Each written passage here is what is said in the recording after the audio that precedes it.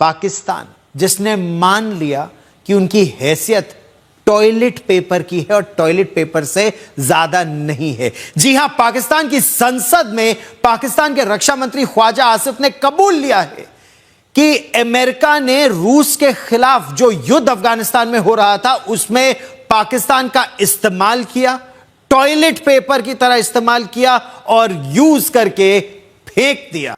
और वो किस तरह एक टिश्यू पेपर की तरह, टिश्यू पेपर तो फिर भी टॉयलेट पेपर की तरह हमें छोड़ गई यहां पे। फिर भी हमने उससे ना सीखा।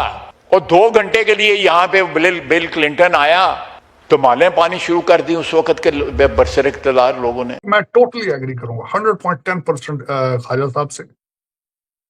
अब इसके टुकड़े करते हैं कि ये क्या था। मैं तो शुरू से ये कहता रहा हूं कि जिहाद, तो देखें, आप जिहाद तब करते या इस्लाम के पीछे तब जाते, या अगर आप इस्लाम की फिलॉसफी को समझने की कोशिश करते या उसको सलाहियत रखते समझने की। पाकिस्तान को लगता है कि अकल आ रही है या उन्हें अपनी गलतियों का शायद एहसास हो रहा है। अब एहसास हो रहा है या कोई और चूरन भेज रहे हैं, ये इम्पोर्टेंट है। मैं भी आ रहा हूँ इस पे। ये दोनों तरफ से, हाँ, ये पाकिस्तानियों की आदत है, लाहौरियों की, ब्रेड के दोनों तरफ मक्खन लगाते हैं लोग। हाँ, ठीक है, ये पहले गलती करेंगे तो उसमें पैसा कमाएंगे, फिर बाद में गलती का हमें एहसास हो गया है करके फिर पैसा कमाएंगे।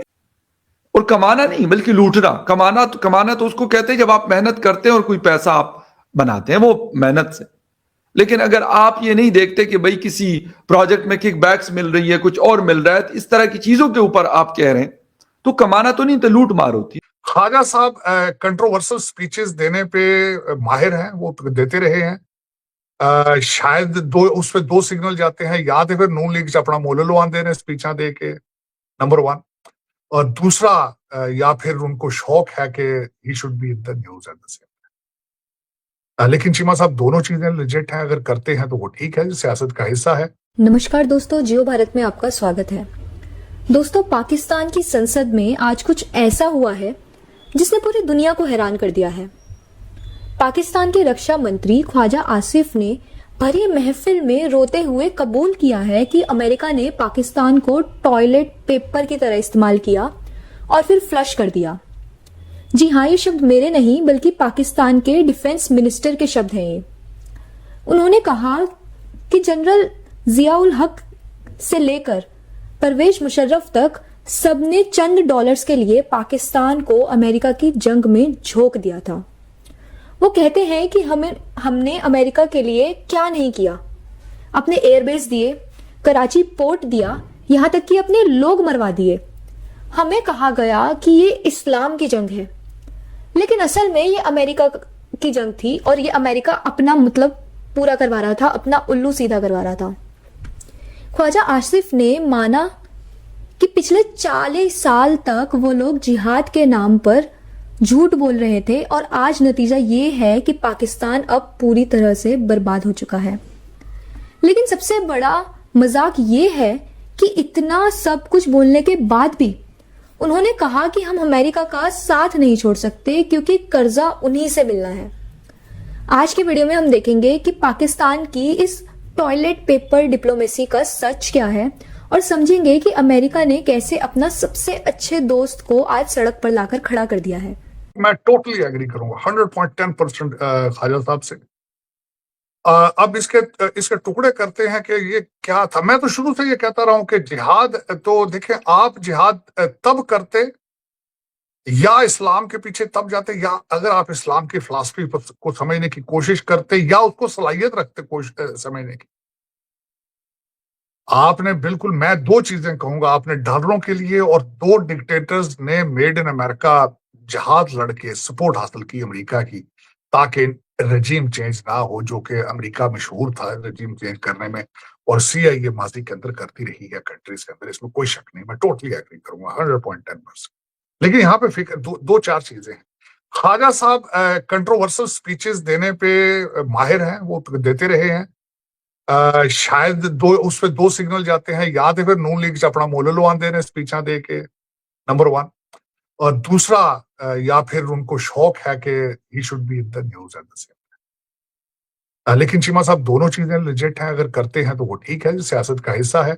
लेकिन उन्होंने बिल्कुल एक जो आवाज उठाई है बिल्कुल सही उठाई है कि हमने कंट्री अपना तबाह कर दिया है इन इन इन जो पठान भाईजान हैं, मौलाना मुत्तकी इस वक्त जो सबसे बड़े फ्रेंचाइजी हैं भारत के, उनके उनके साथ हमने बड़ी गलतियां की हैं।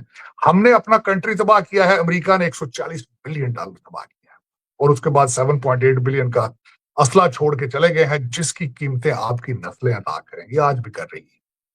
थर्मल गनेज जो दे रहे हैं, जो हमारे भारतीय भाईजान जाके उनको ट्रेनिंग दे रहे हैं अफगानिस्तान के अंदर, दुख वाली बात ही है। देखें, मैं अब चलें, बात कहते हैं निकल ही पड़ी है, तो इस पर भी डिस्कस कर लेते हैं। पाकिस्तान को लगता है कि अकल आ रही है या उन्हें अपनी गलतियों का शायद एहसास हो रहा है। अब एहसास हो रहा है या कोई और चूरन भेज रहे हैं, हाँ, ये इम्पोर्टेंट है। मैं भी आ रहा हूं इस पे। ये दोनों तरफ से, हाँ, ये पाकिस्तानियों की आदत है, लाहौरियों की, ब्रेड के दोनों तरफ मक्खन लगाते हैं लोग। हाँ, ठीक है, ये पहले गलती करेंगे तो उसमें पैसा कमाएंगे, फिर बाद में गलती का हमें एहसास हो गया है करके फिर पैसा कमाएंगे। ये ब्रेड के इधर भी मक्खन लोग एक तरफ लगाते हैं, दोनों तरफ, ये साइडों में भी लगाते हैं मक्खन कि पकड़ने की जगह न रहे। अरे बड़ी शातिर है। इस बार आपने मक्खन की बात कही तो बता दूं, बड़ी तगड़ी सी बात हुई है। और वहां के जो रक्षा मंत्री हैं ख्वाजा आसिफ, इन्होंने असेंबली में बयान देते हुए, वजीर दिफा, हाँ, उन्होंने कुछ ऐसी बातें कही हैं जिस पे मैं आपका ओपिनियन जरूर चाहूंगा। उन्होंने कहा है कि पाकिस्तान ने जो 60 और 70 के देश में टेक्स्ट बुक का सिलेबस चेंज किया, वो भी एक गलत था। पहली बात कही उन्होंने। दूसरी बात उन्होंने कही कि जो अमेरिका ने लड़ाई लड़ी अफगानिस्तान में, हाँ, उस पर पाकिस्तान किराए पे उस लड़ाई को ले लिया। पाकिस्तान को कोई रोल नहीं था। 26/11 में अफगानी कोई नहीं था, लेकिन फिर भी पाकिस्तान उस पर है क्योंकि परवेज मुशर्रफ को अमेरिका की बैकिंग चाहिए थी। तो दो बातें यहां बहुत महत्वपूर्ण है। एक, जो सिलेबस पे बोल रहे हैं, आपसे मैं जानना चाहूंगा कि कितनी सही बात है और ऐसा वो क्यों कह रहे हैं इस टाइम पे। दूसरी बात, वो जो अफगान वॉर की बात करते हैं कि उसमें उन्होंने किराए की बात है, तो ये कोई नई बात नहीं है। पाकिस्तान तो शुरू से किराए की लड़ाई लड़ता रहा है। देखो राम, ऐसा है, मैं आपको बताता हूं 2-3 बातें जी। पाकिस्तान को समझना बहुत मुश्किल है, और उसका मूल कारण यह है कि पाकिस्तानी खुद पाकिस्तान को नहीं समझते और फिर डिफेंड करते हैं। जबकि देखिए, बात यह है कि इंसान का दिल तो जानता है ना उसने सही करा गलत का। In your heart you know. हाँ, आप जाके उसको डिफेंड कितना भी करें वो ठीक है, और आप उसको एक मुहिबुल वतनी का जामा पहना दें, एक पेट्रियोटिज्म का, देशभक्ति का उसको जामा पहना के आप अपना चूरन बेचें, वो अलग चीज है, लेकिन आपका दिल जानता है। बात ये नहीं है कि जो कॉपी बुक्स की आप बात कर रहे हैं, अब देखिए, ये फ्रॉड पाकिस्तान डे 1 से हुआ। मोहम्मद अली जिन्ना, ठीक है, जो अंग्रेजों के साथ मिला और भारत का बंटवारा किया, ठीक है, अंग्रेजों का एजेंट था वो अंग्रेजों का एजेंट इतना था, शराब वो पीता, सुअर वो खाता, ठीक है, और उसने पाकिस्तान की नेशनल लैंग्वेज बनाई उर्दू, जो खुद नहीं बोल पाता। तो दोस्तों, ख्वाजा आसिफ का ये बयान सिर्फ एक कन्फेशन नहीं, ये पाकिस्तान की फेल्ड फॉरेन पॉलिसी का पोस्टमार्टम है। उन्होंने एक्सेप्ट किया है कि 1979 में रशिया के खिलाफ और 2001 में तालिबान के खिलाफ दोनों बार पाकिस्तान ने अमेरिका का साथ दिया, सिर्फ पैसे के लिए दिया। उन्हें यहां तक कह दिया कि हमने अपने स्कूल का सिलेबस तक बदल दिया ताकि बच्चों को जिहादी बनाया जा सके अमेरिका के लिए। और बदले में अमेरिका ने क्या किया?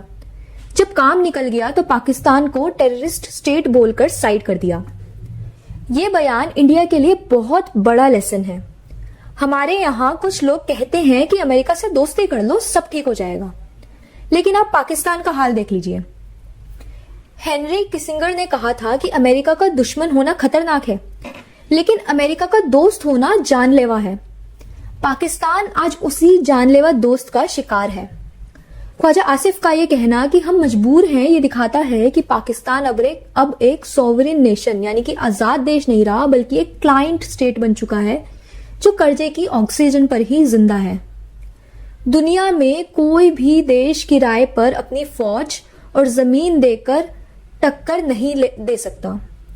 भारत ने हमेशा स्ट्रेटेजिक ऑटोनॉमी चुनी और इसीलिए आज हम अमेरिका की आंखों में आंखें डालकर बात कर सकते हैं और पाकिस्तान टॉयलेट पेपर बन चुका है।